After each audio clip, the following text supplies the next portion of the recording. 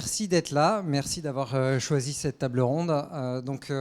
Aujourd'hui, on est en ce moment, on est sur la table ronde autour des enjeux de l'IA. On en a eu un petit aperçu tout à l'heure avec les paroles inspirantes de Guillaume Faury et de Maurice Sayas. L'idée, c'est de prolonger un peu ça. Donc on a réuni une table ronde composée de 6 personnes et on a réussi à avoir la parité sur un sujet qui d'habitude est plutôt masculin. C'est pas toujours évident et je sais que c'est une caractéristique qui est chère à mon ami Fethi qui travaille jour et nuit pour qu'à l'ENSAM il y ait une meilleure représentation des femmes. Je fais sa pub. L'idée, c'est qu'on va avoir une petite introduction qui va être faite par Jean-Charles Samuelian.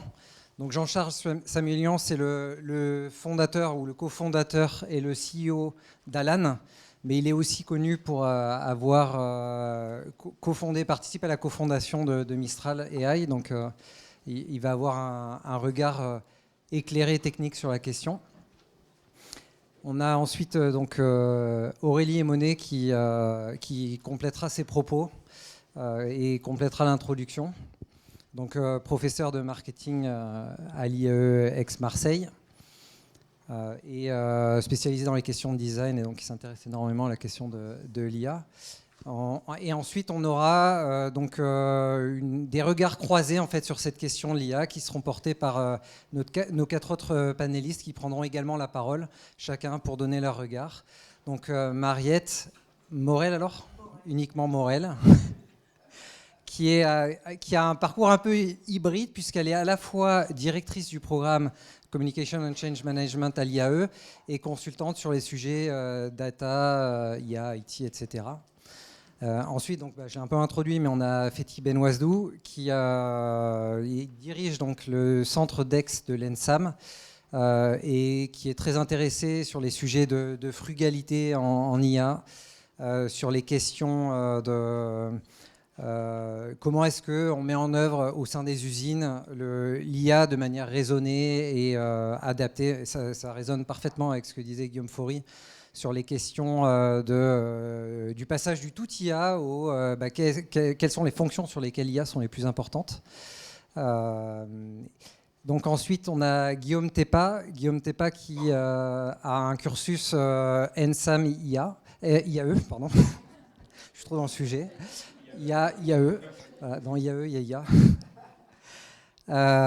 Et donc qui a très rapidement acquis des fonctions de direction dans une boîte de conseil et qui maintenant travaille chez Mantou sur tout ce qui est recrutement, donc recrutement des jeunes employés. Donc il donnera son regard sur cette thématique-là qui est hyper importante.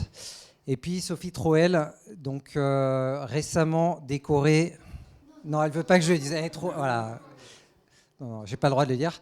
Mais donc, qui a travaillé, ça j'ai le droit de le dire, 20 ans chez Airbus, qui a gravi chez Air France, pardon.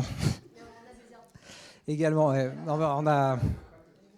c'était le sujet tout à l'heure, qui était donc directrice de la Digital Factory et qui maintenant travaille chez Capgemini. Donc, on n'est pas contre la compétition à l'IAE, puisque Mantou et Capgemini sont concurrents sur certaines activités. Et donc, il travaille sur tous les sujets data et IA aussi au sein de Capgemini. Donc, je vais peut-être vous inviter à prendre place. Si vous êtes plus à l'aise debout, vous prenez le micro, vous levez. Si vous êtes plus à l'aise assis, restez assis. Il y a une chaise par personne en principe. Peut-être que vous vous mettez là, je me mets là. Normalement, il y a assez de micros pour tout le monde.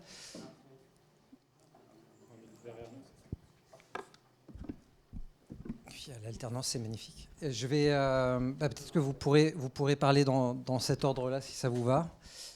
Et puis après, il y aura un temps pour les questions. J'y vais, du coup.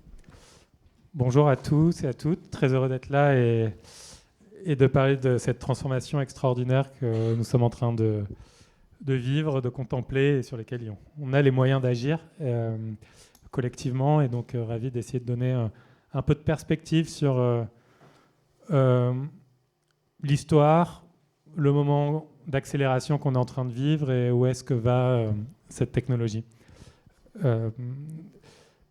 On parle d'IA depuis très longtemps, en fait, depuis les années 45, voire avant. Même, je pense qu'Ada Lovelace en parlait déjà sur ses premières interfaces homme-machine. Et il y a eu plusieurs phases.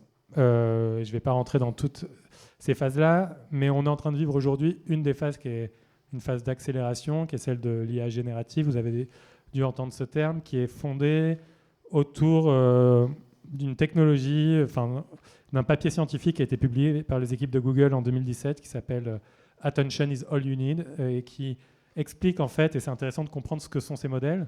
Ces modèles, on leur donne tout le savoir public, et parfois non public, mais des livres, des articles, tout Internet, et on leur demande de compresser ce savoir et d'essayer de mettre de l'intelligence, de prévoir quel est le prochain mot quand on met on appelle ça un token, mais pour simplifier, quel est le prochain mot quand vous commencez une phrase et quel est le mot le plus probable. Et finalement, c'est assez similaire dans la manière dont on pense, dans la manière dont on crée, quand on dialogue tous ensemble. On essaye toujours de se concentrer sur quels sont les mots importants dans une phrase et d'essayer de comprendre qu'est-ce que la personne en face essaye de nous dire. Et ces IA mettent des poids. Et du coup, ce qui est très intéressant, c'est que du coup, elles sont de plus en plus créatives parce qu'elles elles peuvent générer du nouveau contenu, alors qu'avant, les IA étaient totalement juste prédictives et donc analyser de la donnée et générer quelque chose. Et donc, c'est ça, ce nouvel outil qui est très intéressant et qui a amené en fait à une sorte de révolution et une course vers ce qu'on appelle le compute, la puissance de calcul, qui suit une sorte de loi de Moore au carré. Donc, si vous avez eu l'impression que la vague de l'Internet du mobile allait vite, ça va 2 fois plus vite. Et ça a plein d'implications sociétales qui sont extrêmement importantes. Il y a un chiffre que je trouve très intéressant, c'est qu'il y a eu en 2 ans et demi autant de requêtes par jour en 2 ans et demi sur ChatGPT qu'il y en a eu après 11 ans sur Google. Et donc ça va 5 fois et demi plus vite. Et donc c'est une transformation des usages à une vitesse qui est sans précédent. Et transformation des usages chez les consommateurs. La pénétration de l'IA, on n'a jamais vu ça en termes de vitesse.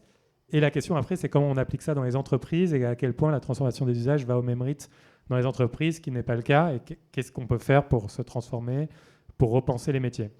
Et il y a beaucoup de... Le problème de ces révolutions qui vont très vite, c'est que du coup, la presse, la société s'en empare, ce qui est très bien, mais du coup, il y a plein de choses de généralités qui sont partagées, qui sont dites et qui ne sont pas nécessairement vraies sur la destruction de métiers. Enfin, on a toutes des peurs qui se réveillent, qu'on a vécues à chaque transformation industrielle, révolution, ou même à la Renaissance, et je préfère voir ce moment plutôt comme une renaissance qu'une révolution industrielle, parce que je pense que la Renaissance, on l'associe à Léonard de Vinci, qui disait que la science et notre humanité, c'était comprendre la nature et reproduire de l'innovation grâce à la nature. Et finalement, c'est ce qu'on fait avec l'intelligence artificielle, c'est comprendre notre nature, ce qui nous fait homme, l'intelligence, et essayer de la reproduire à l'échelle. Donc, qu'est-ce que ça peut produire en renaissance, en termes de créativité, de nouveauté et de nouveaux usages.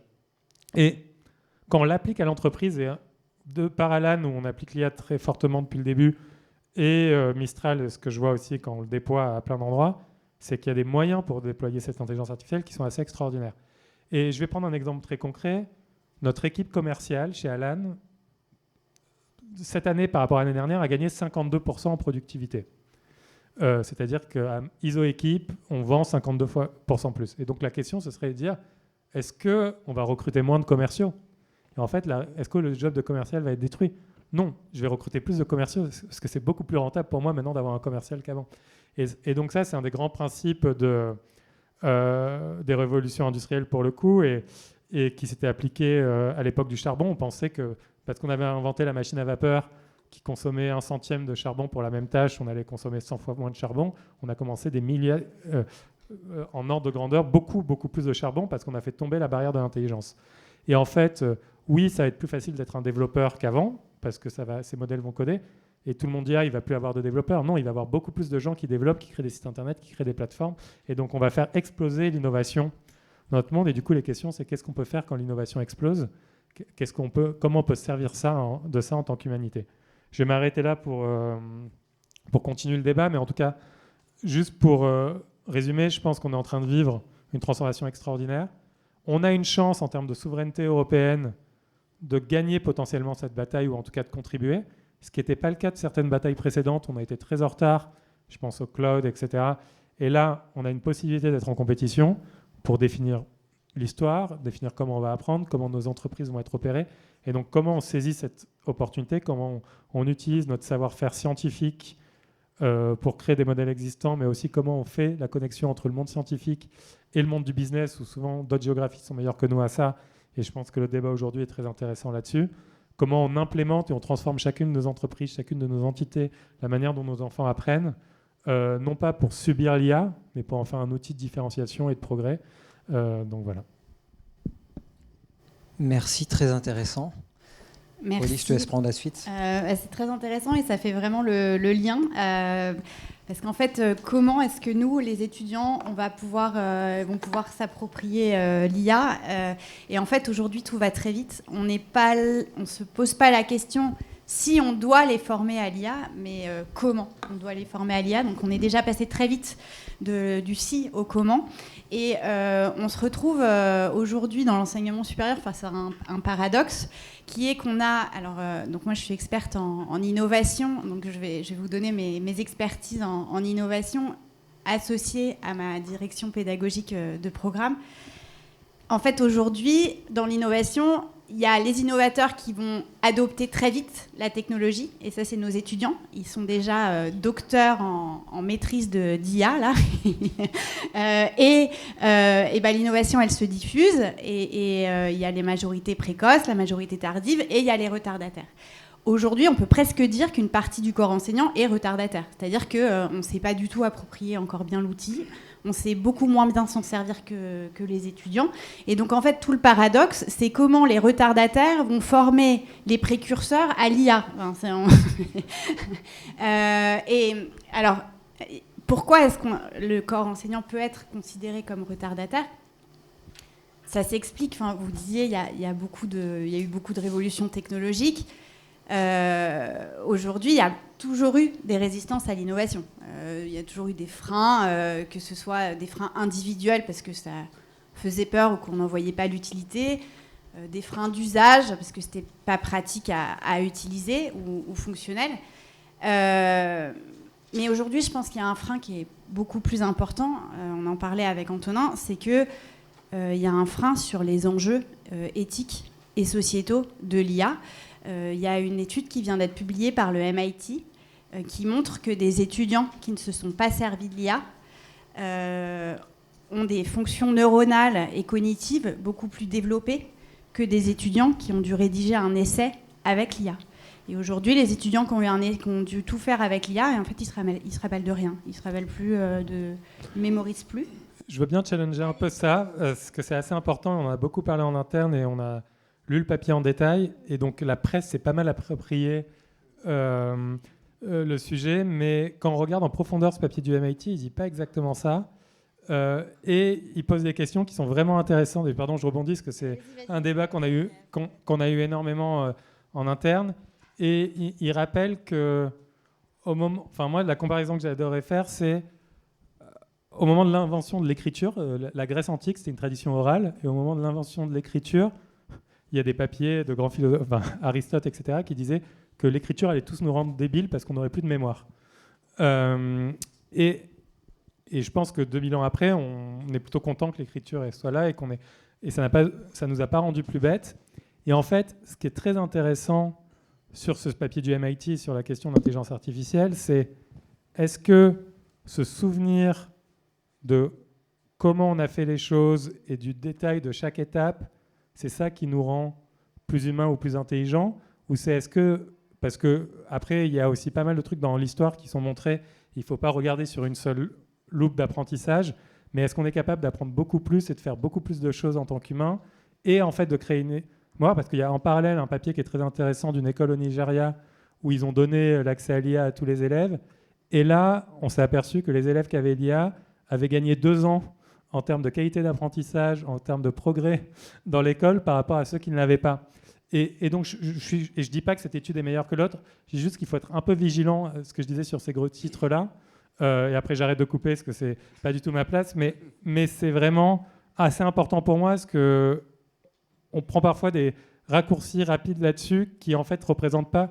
Moi, je vois mes salariés qui utilisent l'IA et ceux qui n'utilisent pas l'IA, ils ne sont pas plus abrutis, ceux qui utilisent l'IA, bien le contraire. J'espère, mais en fait, aujourd'hui, donc je l'ai quand même lu, le papier, et il y a quand même il montre des résultats inférieurs sur les plans neuronaux, linguistiques et comportementaux. Donc, j'ose espérer qu'à terme, on voit des effets favorables de l'IA. Il y en a sûrement, et il y en a plein, même dans la créativité, dans l'innovation. Mais aujourd'hui, nous, en tant que chercheurs et enseignants, il faut quand même qu'on se pose la question de est-ce que, si ça a un peu à avoir un effet délétère, et qu'il faut qu'on arrive quand même à mettre des garde-fous, ou en tout cas à bien comprendre l'outil pour éviter d'en arriver là. Voilà. Et donc tout l'enjeu en fait pour les enseignants-chercheurs aujourd'hui, on reprend encore les codes de l'innovation, c'est inciter les étudiants à explorer avec l'IA.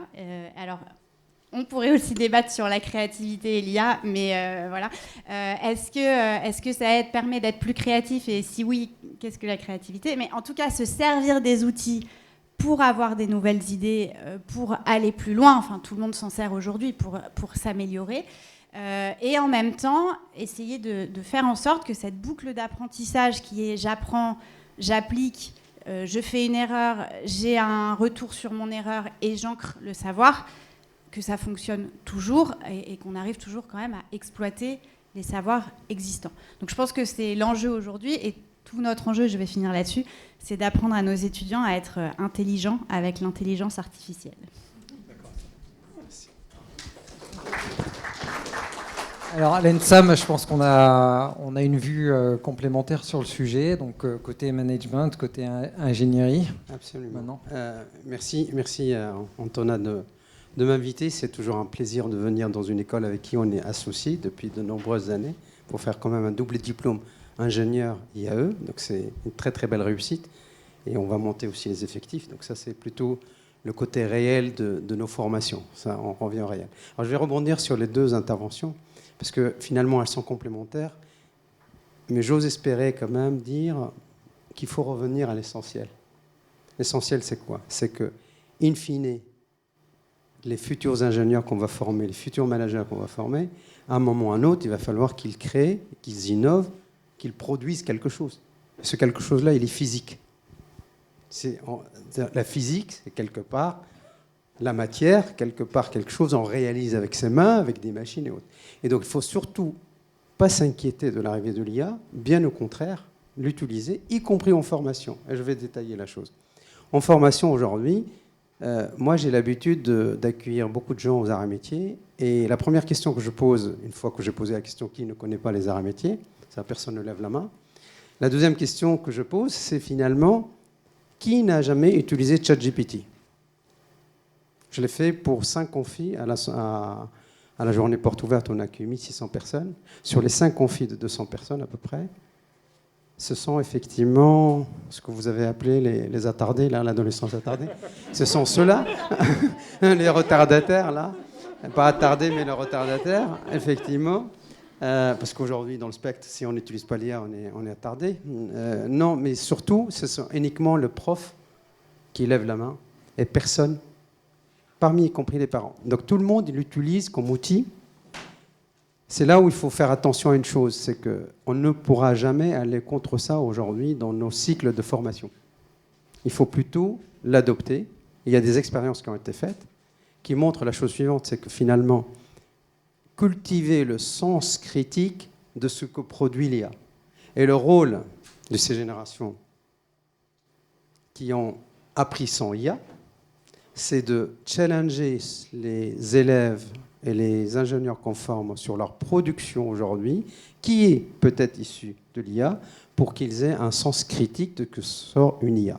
Je vais rebondir sur la première remarque. Je ne sais pas si vous savez tous comment fonctionne une IA. Qui sait comment ça fonctionne une IA? C'est effectivement... Qui sait? Personne n'a levé la main, c'est horrible. Qui sait? D'accord? Qui ne sait pas? Je fais le prof, là. Les autres, sans avis. C'est ça? Non, ne se prononce pas. ce qu'il faut juste se rappeler à la base, c'est que, comme il l'a dit le premier intervenant, c'est qu'on lui fait avaler beaucoup de données, beaucoup de connaissances, et après on lui pose une question. Et qu'est-ce qu'elle va essayer de faire? Elle va juste essayer de faire deviner d'un point de vue statistique quelle serait la réponse qui aurait le plus de probabilité d'être la bonne. Donc ce n'est qu'un modèle statistique quelque part. Donc il faut juste apprendre à nos élèves que la réponse qu'elle va donner, et Maurice d'ailleurs l'a dit tout à l'heure, quand il pose une question le concernant, eh ben, il a une erreur. Pourquoi? Parce que probablement l'outil a imaginé que le cursus qui ressemble à Maurice Sayaxon ressemble à ça, ils sont passés par cette école, donc il a dit la probabilité que celui-là est passé par cette école-là, elle est presque égale à 1, et donc il a affiché comme prompt de réponse. Donc vous avez bien là l'illustration même de finalement une solution statistiquement plausible, et je reviens à ce que j'ai dit au début, cultiver chez les profs l'esprit critique de ce que va produire une IA en la reliant au réel, au physique, à la physique de la chose. Et je rebondis sur cette partie un peu physique, parce que ça va m'amener à deux questions majeures. Celle des filles, on en parlera plus tôt tout à l'heure. Mais surtout, une donnée, l'IA, elle est basée sur la donnée. Tout le monde l'a compris, ça. Autant, quand on a beaucoup de données, on a une IA qui va être plus ou moins performante, si j'ose dire. Mais une donnée, c'est une grandeur, c'est une mesure quelque part, et je reviens aussi à la physique, c'est un capteur quelque part qui est installé pour me donner cette donnée-là qui a été enregistrée. Alors, on a beaucoup d'entreprises qui ont enregistré beaucoup de choses. Hein. Il y a des fichiers PDF qui mesurent un certain nombre de choses. Et toutes ces données-là, aujourd'hui, elles ne sont pas exploitées. Et l'idée, finalement, c'est de dire comment je vais développer une IA plutôt frugale, parce que si tout le monde se met à faire travailler des data centers, à faire travailler des GPU, à faire travailler tout ça, ça va chauffer. D'ailleurs, ça chauffe beaucoup en ce moment. Mais globalement, il faut quand même se poser la question d'une exploitation d'une IA, de données déjà existantes. Ça, c'est un potentiel monstrueux énorme des entreprises. Mais surtout aussi, si demain, il nous manque tel paramètre ou telle grandeur, quel est finalement le set minimal, donc, celui qui a participé à Mistral ne va pas me contredire, quel est le set minimal finalement des données dont j'ai besoin pour que mon modèle soit pertinent et mon modèle me donne les réponses à laquelle finalement, qui traduisent un peu le modèle physique de la physique de ce qui se passe. Et là, on a une vraie chance, et c'est là où je rejoins aussi le côté la révolution, les arts métiers et l'école de l'industrie, elle était toujours au rendez-vous des révolutions industrielles, et on a une qui se profile à l'horizon, c'est celle de l'IA, celle de la donnée. Et effectivement, comment on apprend à nos élèves, comment on forme nos élèves ingénieurs pour qu'ils aient ce sens critique, pour dire j'ai pas besoin de balancer autant de données parce que ça ne sert à rien, et comme ça on va pouvoir réaliser des choses peut-être sobres, énergétiquement, et vont permettre finalement de former des gens, pas bêtes, mais des gens qui savent analyser ce que sort une IA qui est inéluctable. Voilà. Merci. Alors, si vous vous posez des questions, le chauffage est cassé, c'est pour ça qu'on a aussi froid. En préparant donc cette table ronde avec Mariette, j'étais un peu piqué parce que le sujet qu'elle proposait de traiter, qui est assez intéressant, et je pense qu'il y a un certain nombre d'équipes qui vont se retrouver dans ce sujet-là. Donc, je fais le teaser. Je te laisse la parole. Moi, je voulais parler de l'écrasement de la chaîne managériale et de l'écrasement des compétences. L'IA va démocratiser pour les gens qui ne connaissent pas un sujet. Par exemple, voilà, je veux développer un petit site web pour moi, je vais trouver une IA qui va m'aider à faire un petit site web de manière autonome. Donc je vais accéder à des compétences que je n'ai pas, je ne comprendrai pas et je n'aurai pas besoin de comprendre comment ça a été fait. J'ai besoin d'un résultat simple, facile. Donc le côté bas des compétences va être suppléé par l'IA. Très bien. Je suis expert de mon sujet. On est tout en haut de la chaîne de compétences. Je vais utiliser l'IA pour améliorer encore mon expertise, pour améliorer ma créativité, parce que je maîtrise mon sujet. Et parce que je maîtrise mon sujet, je saurai quand l'IA hallucine, parce que vous savez que l'IA hallucine, elle invente des réponses. Je saurai quand l'IA me ment, certaines mentent éhontément et plusieurs fois d'affilée, et pire qu'un gosse de 4 ans. Et donc, je pourrais l'utiliser pour augmenter encore mon niveau de compétence. Si je suis une entreprise qui vend des prestations low cost, grâce à l'IA, je vais augmenter mon niveau de prestation en restant low cost. Si je suis une entreprise qui est plutôt dans la version luxe premium, je vais augmenter la personnalisation de mon service, qui est une des marques du luxe et du premium. Mais si je suis au milieu, comme nos middle managers le sont aussi, comment je vais me positionner? J'ai les gens d'en dessous qui vont avoir plus de compétences. Les gens d'en dessous vont aussi avoir plus d'informations. Je prends 2 exemples. Un exemple RH, un exemple finance. Exemple RH. Bonjour Madame la DRH, souvent des madames. Oui, j'aurais Monsieur le directeur financier, comme ça je serais bien genrée dans les stéréotypes. J'ai demandé à ChatGPT, j'ai montré mon contrat, j'ai montré mon bulletin de paye. Je ne suis pas au bon indice de la convention collective, il me faut une augmentation avec un rattrapage parce que c'est ChatGPT qui l'a dit. Bon courage à la DRH qui va venir débunker l'information évidemment fausse parce qu'on aura demandé à une IA généraliste qui aura pioché dans l'ensemble des documents. Et donc voilà, bon courage. Deuxième exemple, donc en finance, vous mettez à disposition un chatbot, par exemple, d'optimisation des coûts d'exploitation. Là, vous allez avoir un chef de service ou un chef de projet qui va dire aide-moi à voir dans les 10 projets que j'ai, celui qui est le plus susceptible de déraper et quel va être l'impact sur la consommation de mes crédits jusqu'à la fin de l'année. Il a un niveau d'information, d'aide à la décision qui vient mordre sur son N+1 en fait. Ce sont les questions qu'il posait à son N+1 qu'il va poser à l'IA. Que va faire le N+1 ? Comment, en tant que dirigeant, en tant que DRH, on va anticiper tout ce bouleversement dans l'utilisation et l'accès à l'information qui va avoir lieu dans les organisations. Ça, c'est quelque chose qui est très peu anticipé, c'est pour ça que ça a interpellé Antonin. On s'en est rendu compte simplement au cours des séminaires qu'on a pu faire avec des entreprises sur la mise en œuvre de l'IA, parce qu'on s'est rendu compte que dans la répartition des rôles et responsabilités, dans le réexamen des fiches de poste, dans le recrutement, il y avait un bouleversement et qui n'avait pas forcément été très cadré. Donc, comment on fait ? Là, je vais rejoindre les remarques précédentes. On cadre l'usage de l'IA. Alors, on ne le cadrera pas comme l'arrivée d'Internet dans les entreprises, où un des premiers réflexes des DSI a été de couper le robinet et de dire, vous n'avez pas... Dans le doute, pour l'instant, n'y allez pas. Bon, là, ils y vont. Hein. Et voilà, on voit qu'ils y vont tous, les parents, les enfants. Ce qui veut dire aussi que vos commerciaux peuvent préparer leurs appels d'offres sur un chat GPT grand public et faire une magnifique fuite de données commerciales. Donc vous avez intérêt à cadrer, à avoir votre propre système d'IA, à avoir votre charte d'usage, à faire reposer ça sur des données propriétaires de l'entreprise pour que ça ne parte pas dans tous les sens, pour que ça ne sorte pas dans tous les sens, et à anticiper l'impact sur les fonctions, la chaîne managériale et qui va faire quoi. Donc c'est un magnifique vecteur de sens au travail, de productivité énorme. Mais la deuxième vague va arriver avec un beau burn-out d'une certaine partie des collaborateurs. Voilà. Merci beaucoup. Alors comme on adore les stéréotypes, on va faire parler un DRH homme et puis une responsable de développement IT IA. Merci Antonin. Du coup, tu m'as volé ma introduction. C'était ce que j'allais faire. Non, je voulais d'abord déjà premièrement remercier Antonin pour l'invitation et la participation à cette table ronde. Je ne suis pas du tout un expert de l'IA, je suis peut-être un praticien, un usager éclairé, on va dire ça. Et non, pour la petite histoire, je remercie parce que si je explique à mes parents que je suis assis dans une table ronde avec les 2 directeurs des 2 établissements que j'ai fait une quinzaine d'années après, je pense qu'ils ne s'en remettent pas.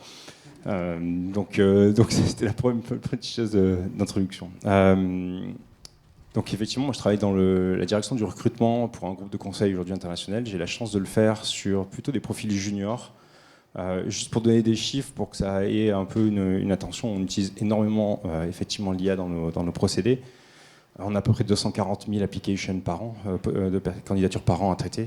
On fait passer pour l'équipe dont je m'occupe 400 à 450 recrutements, donc à peu près 10 fois plus d'entretiens dans l'année. Et j'ai la chance de pouvoir travailler sur un panel de recrutement à 80% de jeunes de moins de 26 ans.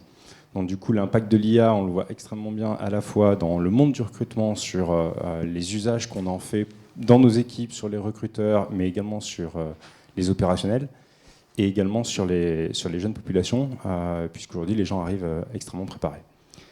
Ce qui est, en tout cas de ma fenêtre, très intéressant, deux choses, ça vient bouleverser ce monde-là. Premièrement, techniquement parlant, technologiquement parlant, ça accélère les processus, ça fluidifie effectivement énormément les passages d'informations. Ça travaille extrêmement bien sur l'exploitation de la data qui est déjà existante. Donc pour ça, c'est un vrai plus et on a un gain de productivité. Alors, j'ai pas les chiffres exacts comme les remontés Jean-Charles sur Alan, mais c'est la même chose. On a une augmentation considérable de la productivité de recrutement. Et par contre, c'est aussi paradoxal parce que ça a fait finalement une peur qui était présente au départ de se demander mais que vont devenir les recruteurs qui finalement vont avoir des petites machines et des petites IA qui vont faire leur travail. Mais en fait, ça a plutôt, chez nous en tout cas, élevé le rôle du recruteur à un stade un peu plus au-dessus. Les tâches qui étaient chronophages et un peu moins à valeur ajoutée sont maintenant gérées par une IA. Et en fait, on a une incapacité à remplacer finalement le sens humain, le discernement humain, le sens critique.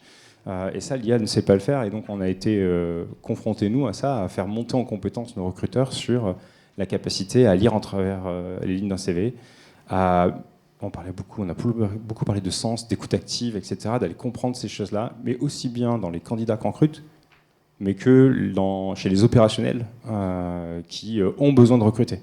On s'est rendu compte qu'on a dû reformer aussi énormément d'équipes en interne à expliquer à quoi ils servaient. C'est tout bête, mais je t'expliquais aux gens à quoi il sert le département, pourquoi tu as besoin d'un business développeur, c'est très bien, mais il fait quoi, ça, c'est quel but, ça sert à quoi? Parce que le paradoxe qu'on a par contre sur plutôt les jeunes, eux, l'IA, ils l'ont adopté, il n'y a pas de débat, ils savent l'utiliser, ils savent très bien l'utiliser. On a en entretien des gens qui sont préparés, qui ont répété avec des IA génératives, en avance de phase, toutes les questions qu'on peut leur poser.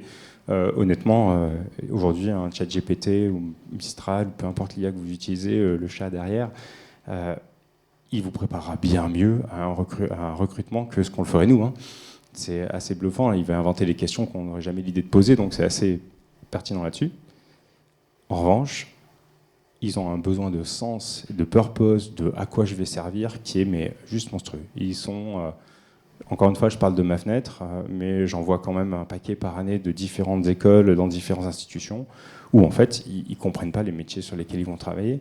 Et en fait, ce qu'ils achètent quand ils rejoignent une entreprise, c'est pas du tout la tâche, c'est pas du tout ce qu'ils vont faire, c'est le sens, la vision, les gens qui le portent.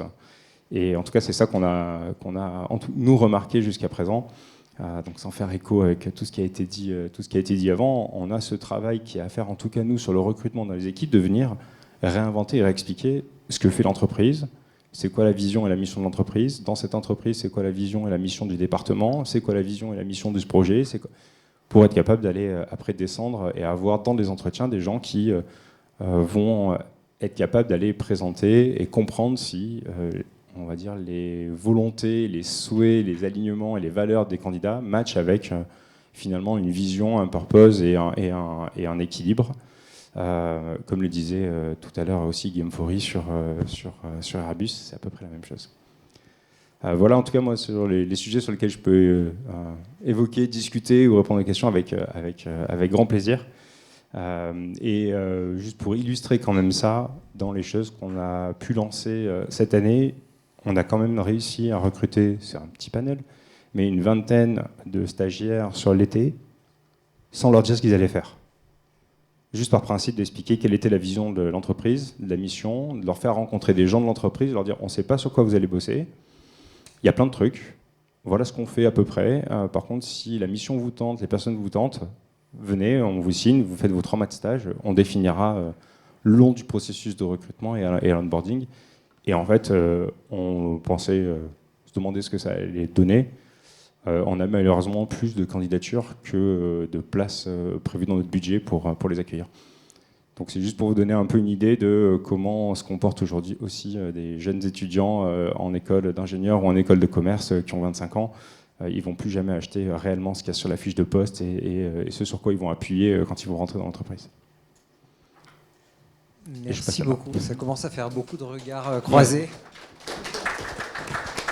Alors, est-ce que chez Capgemini, on recrute sans dire sur quoi les personnes vont travailler, sans fiche de poste, sans salaire peut-être aussi? Ouais, la question, c'est de savoir comment est-ce que je peux encore apporter de la valeur après tous ces beaux discours. J'avais envie de partager un peu une vision sur la dimension économique de l'IA. Comme vous devez le savoir, il y a eu des investissements massifs. Maintenant, la question des entreprises, c'est comment on va générer un retour sur investissement.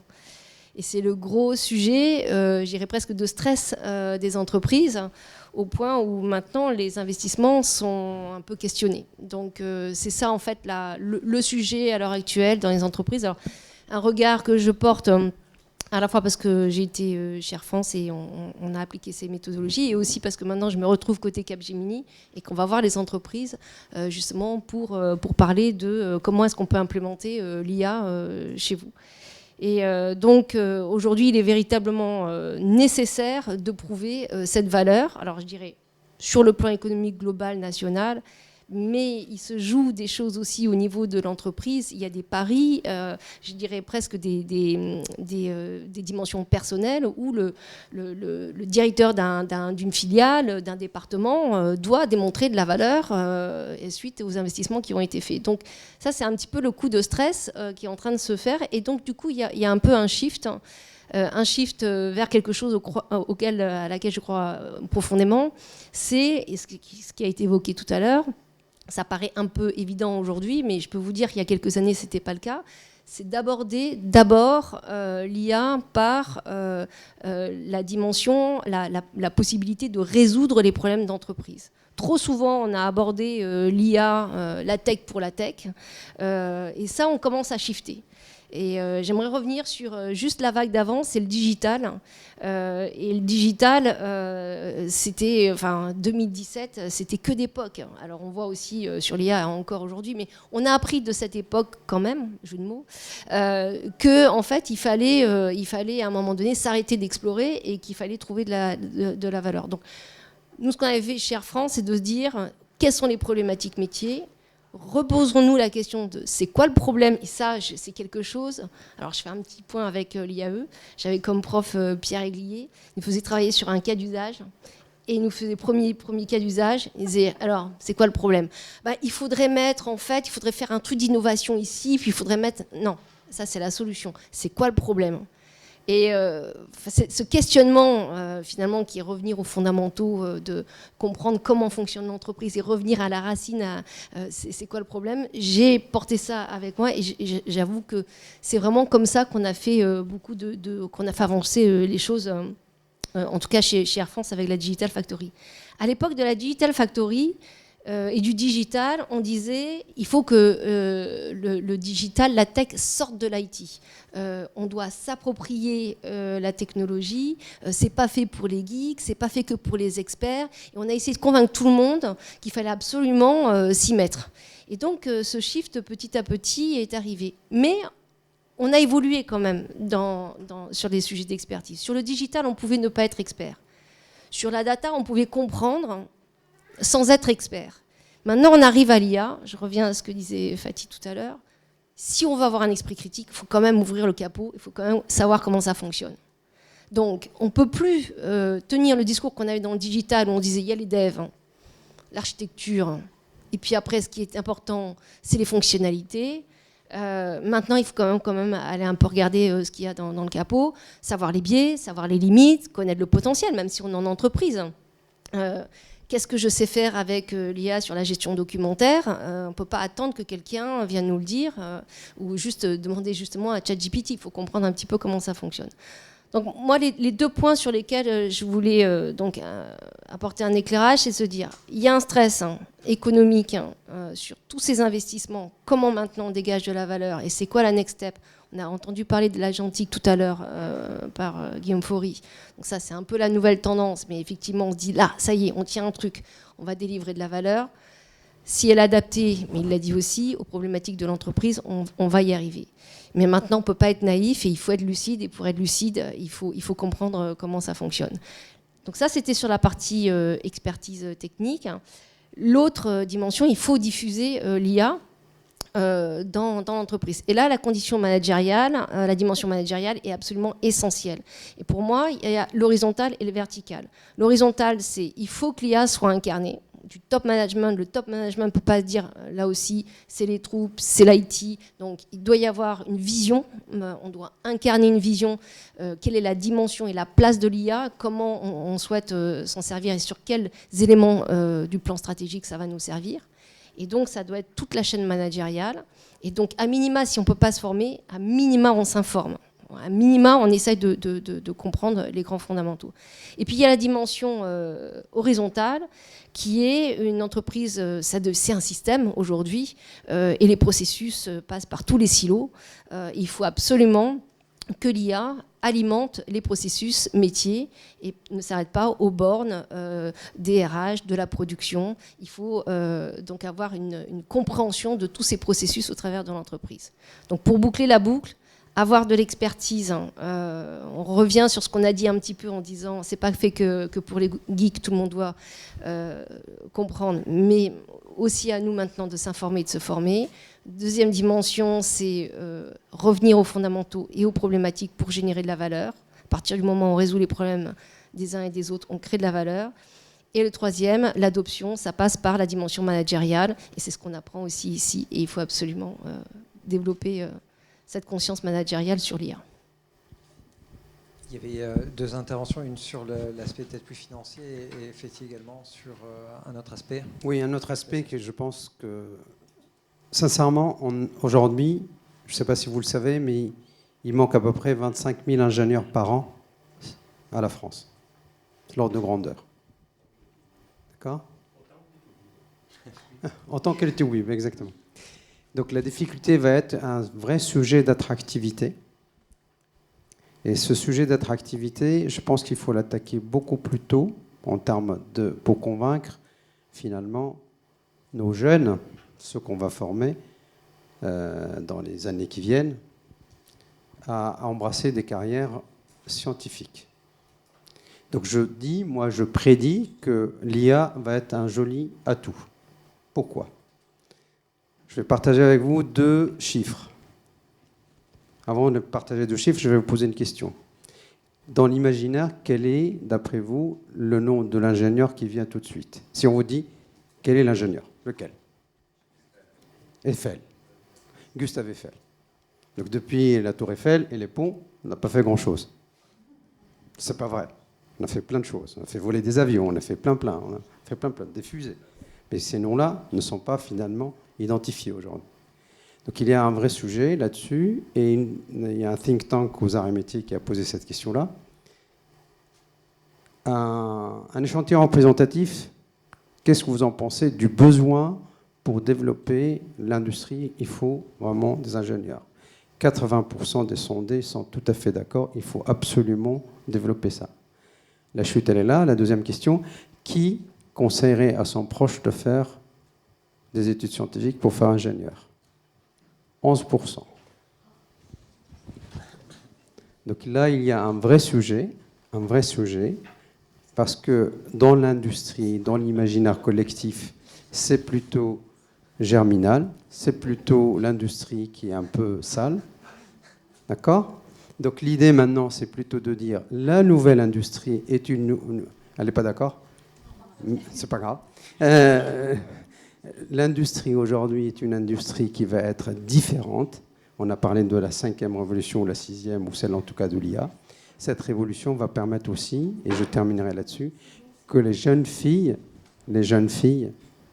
ne doivent plus s'autocensurer sur ces sujets-là. Elles ont toute leur place à faire bouger les choses, y compris d'un point de vue scientifique, y compris d'un point de vue technique, parce que les statistiques aussi montrent que très vite, quasiment après 15 jours de maternelle ou de CP ou autre, les filles sont déjà moins, entre guillemets, performantes parce qu'elles s'autocensurent. Donc moi, je fais un appel très solennel à tous les parents, parce que ce sont les parents qui poussent, poussez à ce que vos jeunes filles puissent embrasser des carrières scientifiques, parce que si on revient à la base, l'IA va être stratégique pour nous tous, et l'IA, à la base, c'est des maths et de la physique, comme je l'ai dit tout à l'heure. Donc, quelque part, il y a une vraie chance de pouvoir nous en sortir collectivement, parce qu'une nation ne peut pas avancer sur un seul pied, elle a besoin de ces deux piliers. Voilà le message que je voulais vous délivrer. Merci. Merci. Jean-Charles, peut-être sur la question du financement.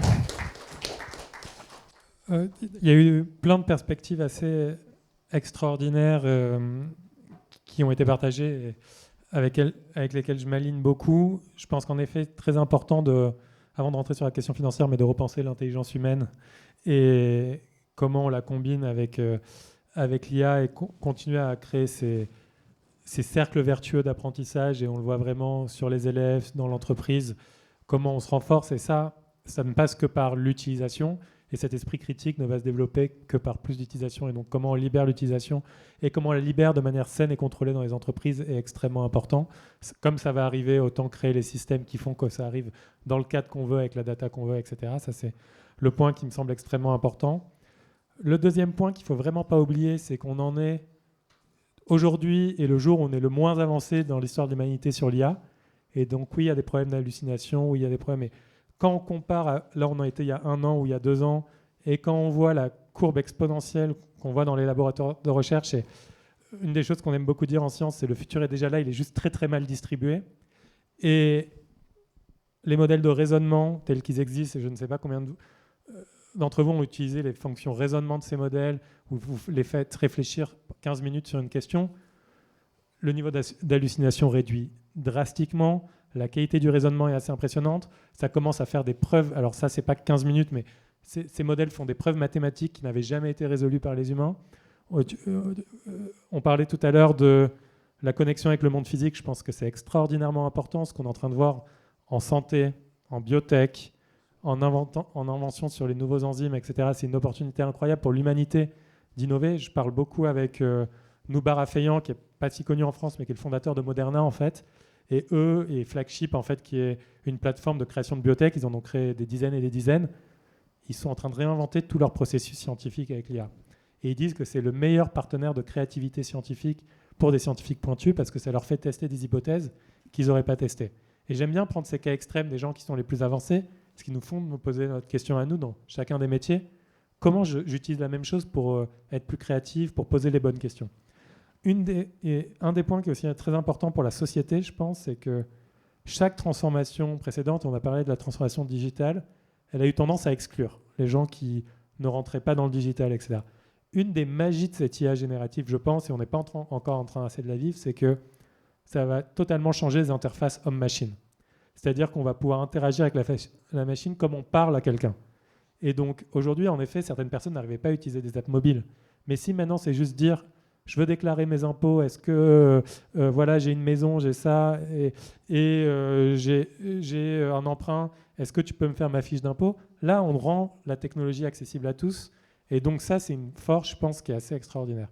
Je crois beaucoup en la formation, un truc qui est assez intéressant qu'on est allé faire. Je suis allé à Trappes avec Jamel Debbouze pour parler à des élèves de 4e et de 3e. Et on a ramené plein de gens de chez Alan là-dessus. Et en fait, on a commencé à leur parler du salaire des gens qui faisaient de la science et qui étaient devenus actuaires, qui étaient devenus software engineers. Et là, il y a beaucoup de mains qui sont levées d'un coup et beaucoup plus de gens ont voulu être scientifiques. Et donc, en effet, il y a un vrai travail de société. Et quand Mark Zuckerberg fait des chèques à 100 millions pour maintenant signer un chercheur en IA, parce que c'est ça les chiffres dont on parle, c'est 100 millions pour un salarié, je pense qu'on peut attirer et créer des vocations, il faut les créer. Et après, il faut créer en effet l'infrastructure pour que ces élèves puissent apprendre tout seuls, parce qu'ils vont apprendre tout seuls. Et pareil, je suis allé dans un centre qui s'appelle Tumo en Arménie, qui prend des jeunes gens de 13 ans. Il y en a 30 000 par semaine. Et ils savent coder à 13 ans, ils savent designer à 13 ans, ils savent créer des jeux vidéo à 13 ans. Et c'est juste magnifique de voir cette énergie dans la jeunesse. Donc moi, je pense que j'ai envie d'avoir confiance. J'ai envie d'avoir confiance dans leur intelligence, pas penser que l'IA va les abrutir, mais que l'IA va les aider à être la meilleure version d'eux-mêmes. Et je pense que c'est ça le message qu'on doit passer, c'est oui, construire un esprit critique, on va t'aider à construire un esprit critique, mais surtout, fais tout ce que tu as envie, essaye de manger le monde. Et c'est ça qu'on veut qu'on donne à notre prochaine génération. Et après, enfin, sur l'impact économique, je pense qu'il y a un risque, en effet, de... Je ne sais pas si c'est le terme de bulle, mais d'investissement massif, et une partie de cet investissement soit mal dirigée. Mais si on prend aussi la révolution tech, parmi les 10 ou 15 plus grosses market cap aujourd'hui dans le monde, maintenant c'est quasiment que des boîtes de la technologie. Et ça, c'est une raison, c'est parce qu'elles ont transformé le monde à une échelle globale et très rapidement. Et ça va être la même chose sur l'intelligence artificielle. C'est pour ça que Microsoft, Amazon déploient des dizaines de milliards, des centaines de milliards, parce qu'ils l'ont très bien compris. Et du coup, je pense, encore une fois, on n'a pas tous ces moyens-là. Mais donc, comment on trouve collectivement des moyens pour utiliser de manière efficace, de manière intelligente, de manière créative, cette IA dans notre vie de tous les jours? Parce que moi, je crois que ça va permettre aussi que des boîtes de 3 personnes soient capables de faire ce que des boîtes de milliers de personnes faisaient. Et donc, il y a la question de comment les gens vont utiliser l'IA dans l'entreprise. Mais moi, je me pose la question de combien de nouvelles entreprises vont être créées aussi. Et comment on crée un écosystème en Europe et en France pour que les gens qui aient des idées les concrétisent et en effet aient peut-être moins besoin de recruter qu'avant ou recrutent différemment à d'autres moments. Et ça, je trouve que la beauté de l'explosion des idées, donner le pouvoir des idées, c'est comme avant pouvoir transcrire le monde, il fallait être un peintre, il fallait être extrêmement talentueux. Maintenant, on peut photographier, il y a des nouveaux moyens. Et donc, quand on fait tomber les barrières de la créativité, quand on fait tomber les barrières du savoir, quand on rend le savoir plus accessible à tous, on crée une humanité, je pense, qui est un peu meilleure. Et donc, comment on accompagne ça sociétalement ?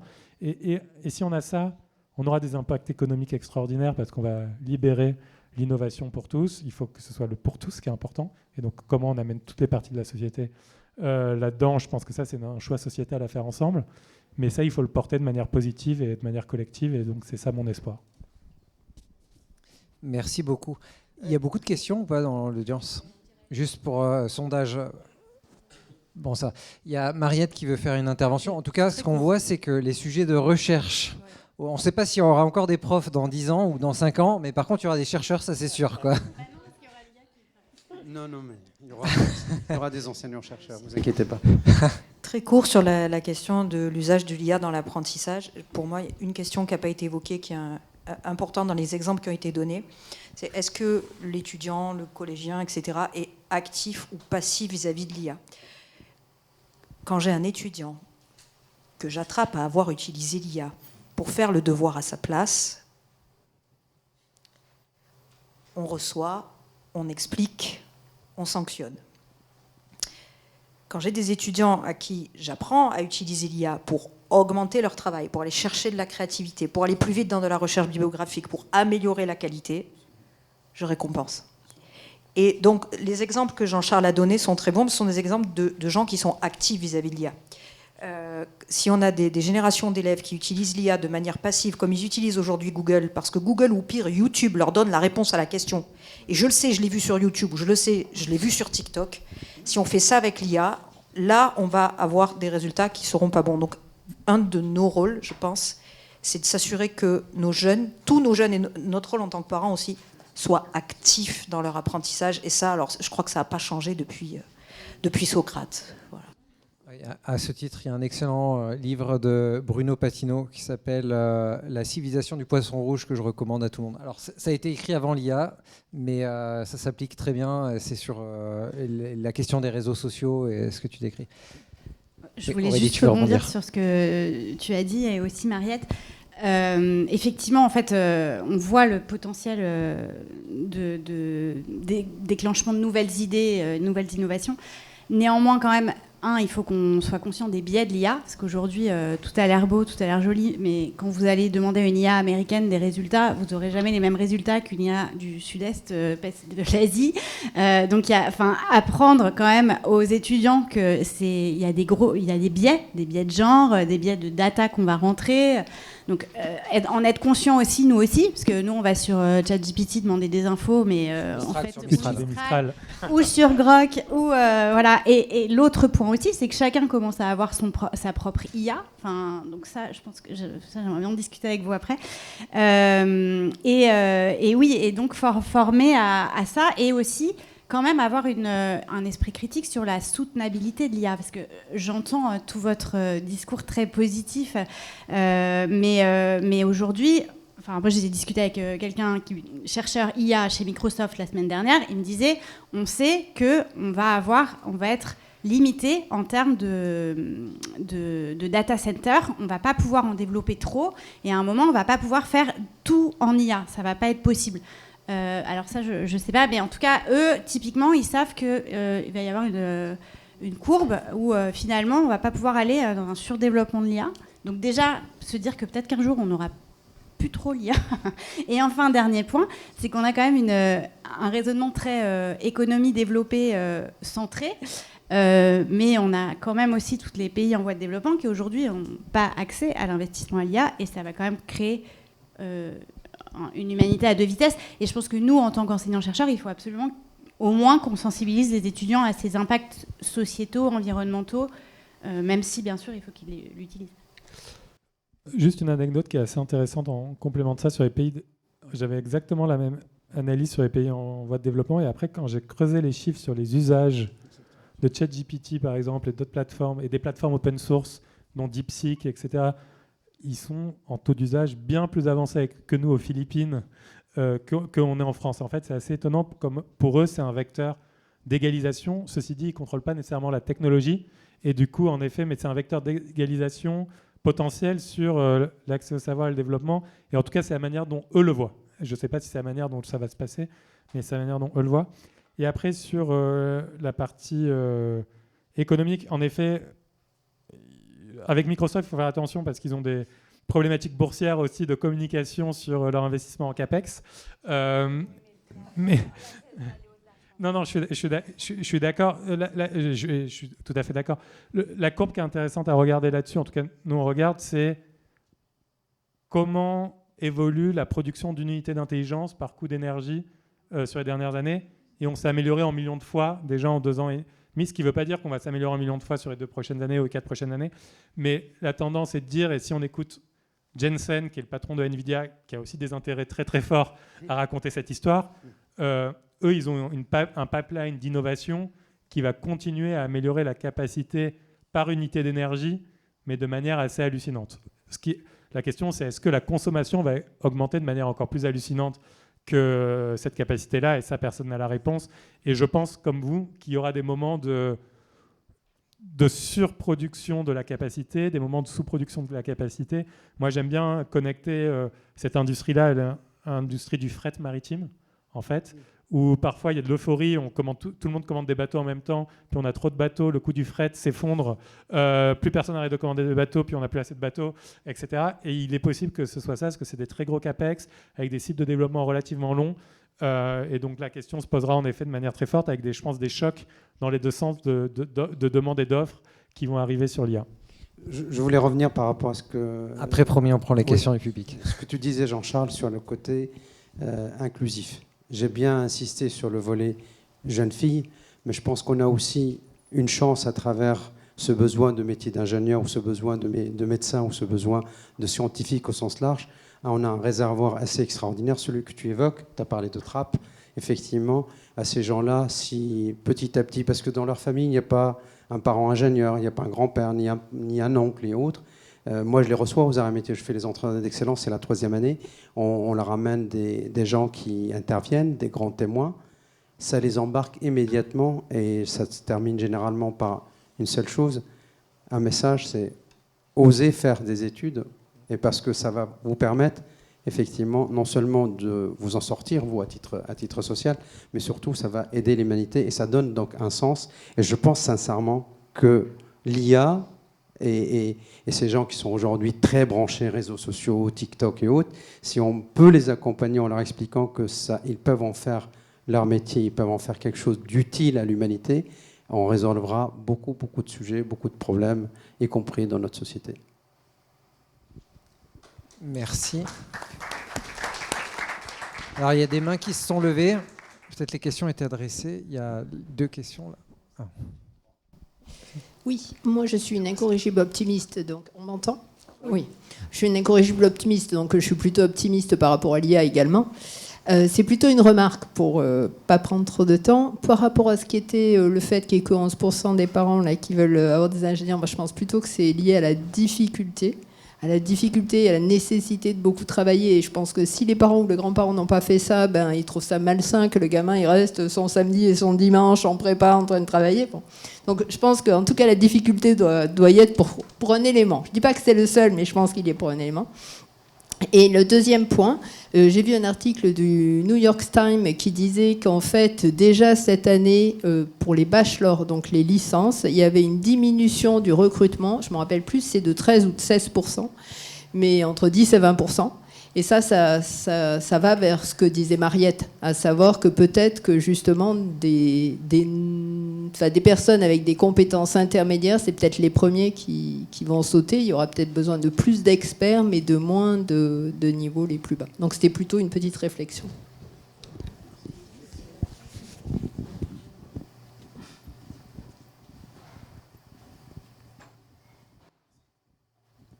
Oui, bonjour. Le capitaine Brault, donc je me présente rapidement. Enfin, il y en a qui me connaissent. Chargé d'innovation pour l'École nationale des sapeurs-pompiers. Et dans le cadre de mon mandat, donc, je lance un lab IA de sécurité civile cet été. On travaille sur un LLM de sécurité civile, justement.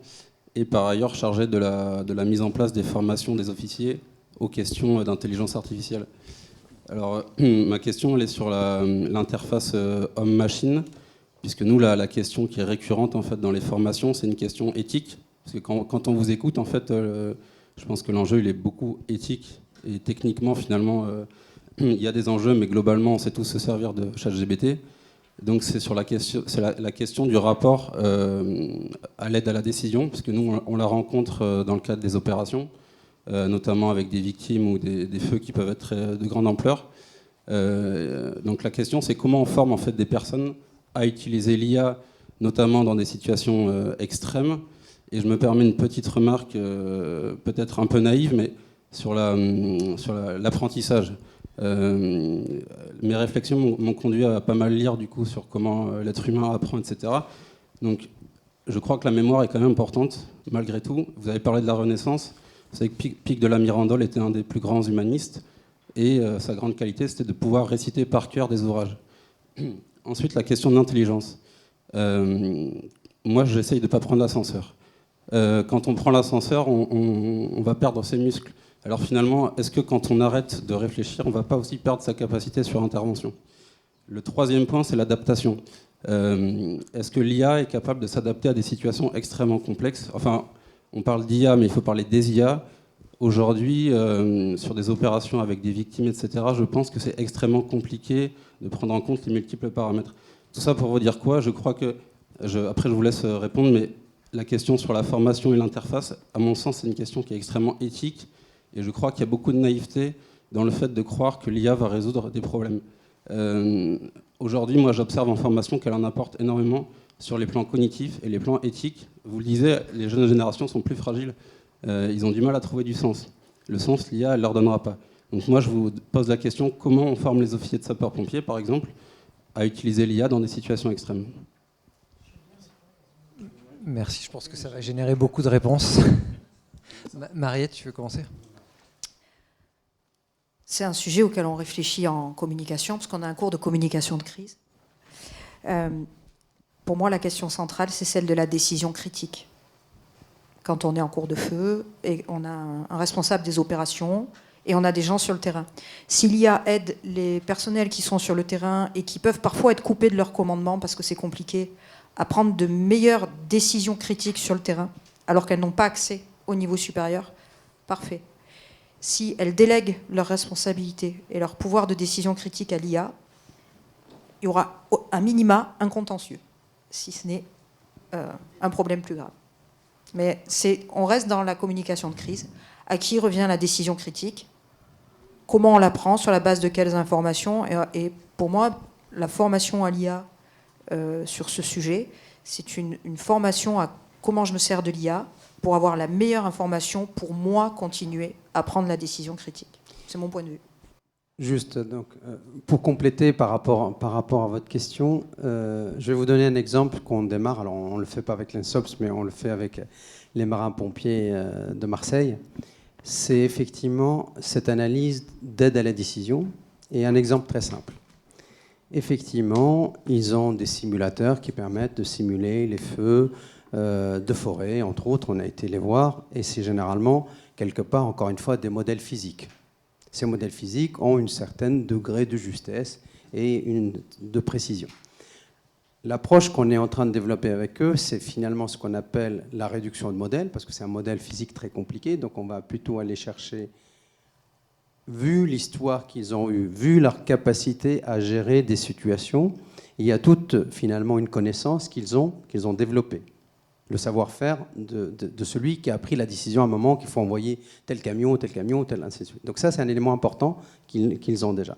Et la deuxième chose aujourd'hui, c'est qu'on va pouvoir équiper, grâce à un certain nombre de capteurs d'IoT, un peu quelque part dans une logique de récupérer des données pour prédire éventuellement qu'est-ce qui va se passer. Et ça s'appelle de la maintenance prédictive dans les usines, mais ça deviendra demain peut-être une analyse critique, parce que les conditions météo, plus ce que m'a donné telle caméra, plus ce que m'a donné tel capteur, la probabilité que le TGV passant sur la voie va allumer, c'était il y a quelques jours, donc c'était le cas. De quelque part, on va pouvoir aussi anticiper des situations, apprendre de ce qui a été fait et savoir peut-être par moment le commandant a pris une mauvaise décision, donc ça a conduit à ça, comment finalement on vient apprendre ce modèle physique et faire en sorte de l'instancier petit à petit pour qu'il s'améliore dans une logique, encore une fois, d'aide à la décision, et la décision reste humaine, parce que finalement ça fait la cruise room, et à un moment ou à un autre, c'est un homme qui dit on y va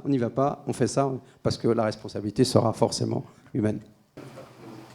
Pour arriver à dire on fait ça quand lors de partout, on a l'IA, excusez-moi, mais ma question c'était vraiment comment éthiquement on se positionne dans un monde qui est saturé de numérique pour décider sur quand il y a des notions de victimes, par exemple.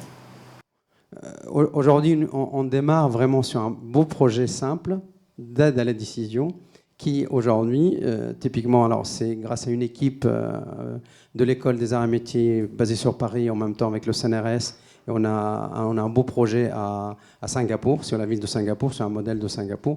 C'est finalement une intervention urbaine. Aujourd'hui, quand il y a un incendie sur un bâtiment, sur un immeuble quelque part, vous allez avoir beaucoup de choses qui arrivent en même temps, des routes bloquées, de l'embouteillage qui se crée. Donc finalement, comment on va pouvoir utiliser les capteurs, la data et l'IA pour anticiper ce genre de choses. Et ça, on peut effectivement vous aider. Je veux ajouter juste un complément de réponse. La question est excellente et je pense que la réponse, il va falloir itérer, il va falloir construire, il va falloir essayer, accepter que ce ne sera pas parfait du premier coup, que parfois ça créera du bruit, ça nous fera prendre des moins bonnes décisions, mais qu'en améliorant et en adaptant les outils, ça marchait. Donc cette vision optimiste de l'IA, elle n'est pas naïve, ça va être énormément de travail pour l'implémenter dans chacune des situations pour que ça nous rende meilleurs. Un des cas qui est assez intéressant, et j'en discutais au niveau européen, mais c'est ce qui se passe aujourd'hui dans un cas extrême qui est le front en Ukraine, où l'armée ukrainienne tient contre l'armée russe, entre autres parce qu'ils sont équipés d'outils d'IA, d'aide à la prise de décision, de synthèse de l'information, de quand ils sont déconnectés de l'information pour pouvoir...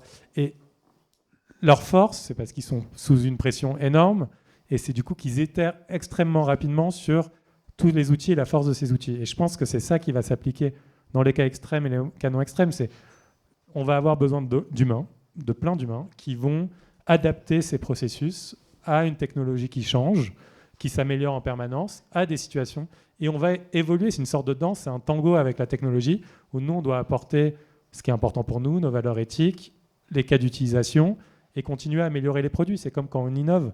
Chaque jour, on améliore son produit, on améliore son application, on améliore son service pour le rendre plus utile. Et je pense que c'est vraiment avec cet état d'esprit qu'il faut arriver avec l'IA, pas comme une solution clé en main qui va résoudre tous nos problèmes. Je suis complètement d'accord avec vous que ce ne sera jamais le cas.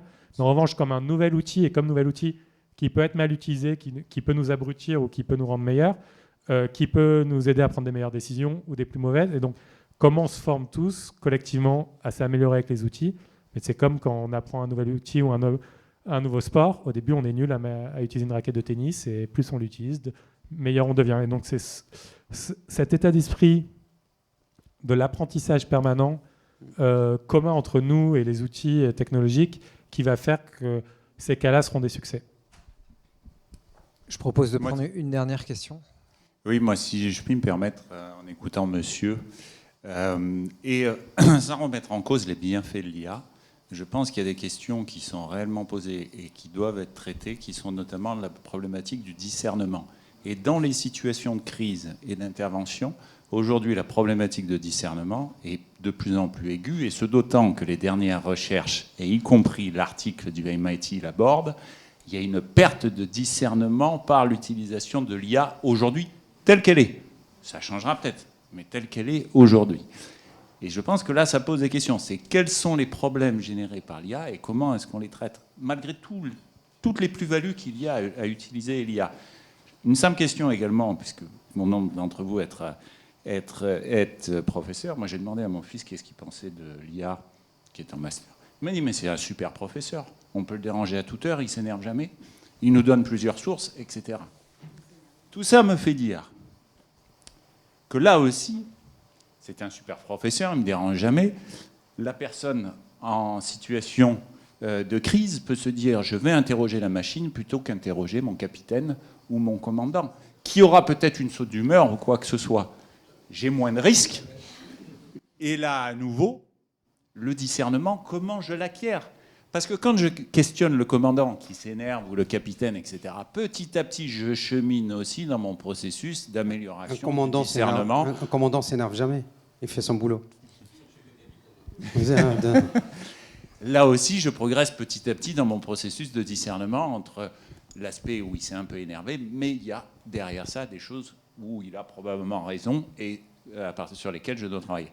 Et c'est pour ça que je pense que là, il y a des sujets qui, malgré toutes les plus-values et toutes les avancées, doivent objectivement être embrassés, et le fait que l'homme ne doit pas petit à petit se détourner de l'homme au profit de la machine, d'accord, qui à mon avis finira par aboutir là à un véritable appauvrissement, si c'est le cas, parce que je pense qu'on n'en restera que si on continue à interagir les uns et les autres. Avec l'IA peut-être, mais à interagir les uns avec les autres.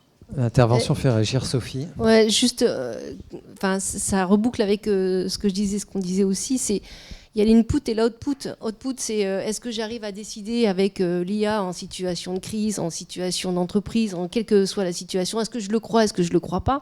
Mais revenons, c'est quel est l'input ? Et si vous êtes en train de mettre en place un LLM, c'est qu'à un moment donné, vous le nourrissez l'IA.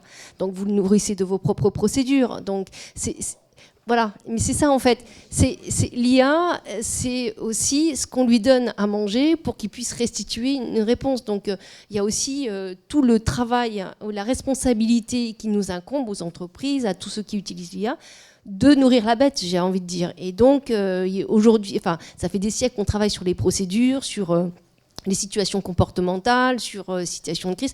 Tout ça, ça a été largement documenté.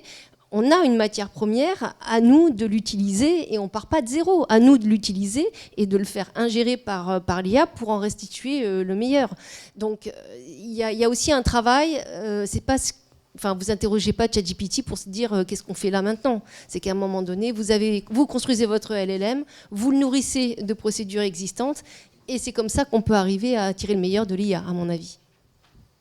Je complète parce que monsieur a posé une question hyper intéressante qui est passée sous le radar. En parlant de discernement, moi je vais parler d'inhibition de la prise de décision. Quand j'ai en face de moi une IA à qui je demande pour contrôler quelles sont mes options, quand elle me propose une option ou quand elle ne suggère pas l'option à laquelle j'avais pensé, je peux être inhibé. Je peux me dire, est-ce que je suis sûr de moi ? Et en situation de crise, ça va me venir plus vite. Et je parle sous le contrôle de Robert Weiss, on a tous des profils comportementaux différents et on aura tous des réactions différentes vis-à-vis de cette question d'inhibition. Et c'est très important dans la formation de prendre en compte ce côté, justement, professeur, sachant ultime qu'on va avoir comme perception de l'IA. À quel moment je vais oser aller contre ? D'autant plus quand elle aura été bien entraînée, parce que c'est très juste ce qui a été dit. L'IA a été bien entraînée. Elle a mes procédures, elle a tout mon passif, elle a le jumeau numérique du massif. Et là, elle me suggère un truc, elle me suggère de ne pas enlever le camion avec mes bonhommes là.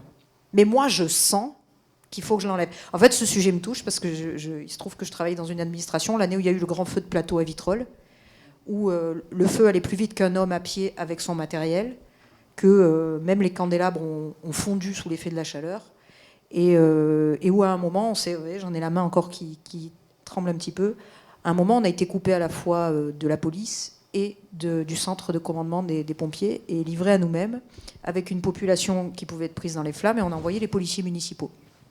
Et certains policiers municipaux ou nationaux ont envoyé les gens se réfugier vers les flammes, par absence d'information. Ça, oui. Fort heureusement, il n'y a pas eu de... Mais il y a eu des micro-décisions de terrain qui étaient mauvaises. De bonne foi, mais mauvaises. Et je pense qu'on a une vraie réflexion. Je suis très contente que l'ENSOS se saisisse du sujet. On a une vraie réflexion pour améliorer, parce que c'était pas de leur faute, hein, on était coupés d'eux, c'était eux qui nous disaient quoi faire, on était coupés. Et donc c'est vraiment, voilà, ça me touche beaucoup. Et cette question de l'inhibition dans la prise de décision, on l'a vécue. Qu'est-ce qu'on fait? Nous ne sommes pas habilités à faire ça. On avait un gros manuel de gestion de crise. Le gars qui avait passé des années à faire son manuel, à le mettre à jour, à nous former, il a ouvert son manuel, il a dit « je jette ». Ça, aujourd'hui, ça ne nous servira pas. Je vous jure, c'est du vécu. Donc oui, l'inhibition de la prise de décision, c'est crucial et ça doit faire partie de l'apprentissage. Ouais. Merci beaucoup, et ce sera donc la réponse de la fin. Merci. Voilà, bon, on comprend qu'on a encore de beaux jours pour accompagner quand même cette transformation.